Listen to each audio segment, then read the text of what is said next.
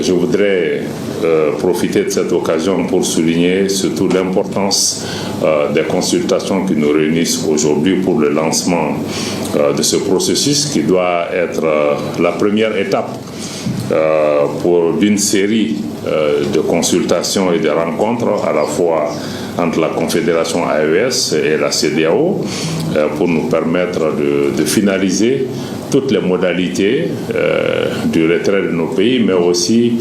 d'envisager ensemble un avenir commun dans le même espace en essayant de travailler à préserver nos acquis. Et naturellement, ce travail en commun s'inscrit aussi dans le cadre de la vision de nos chefs d'État, leurs excellences le capitaine Ibrahim Traoré, président du FASO, le chef de l'État, du général d'armée Assimi Goïta, président de la transition du Mali, chef de l'État, mais aussi président de la Confédération, et du général d'armée Abdraman Chani, président de la République du Niger et chef de l'État, dont la vision et l'engagement est de mettre l'intérêt des populations du Sahel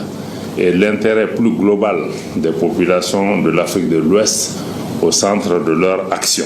D'un côté comme de l'autre, l'ambition d'œuvrer dans l'intérêt des populations ouest-africaines est largement partagée. Aussi, les partis ont loué leur capacité d'aller à ces discussions directes sans intermédiaire et surtout sans l'influence de partis extérieurs. Les discussions de ces jours sont très importantes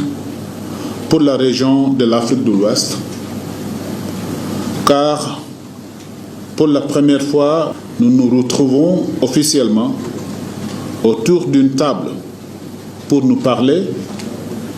Et ce parler est pour nous tous, diplomates ici réunis, est l'unique moyen de faire avancer les choses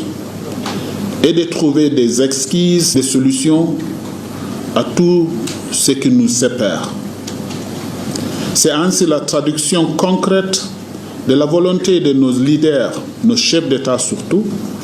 de trouver des solutions africaines aux problèmes africains.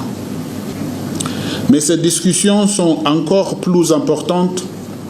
car elles sont destinées à préparer les négociations qui vont s'ouvrir, nous l'espérons, très prochainement entre la CEDEAO et les États membres de la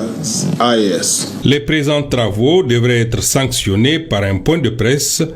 afin de rendre publics les résultats de cette première phase des discussions.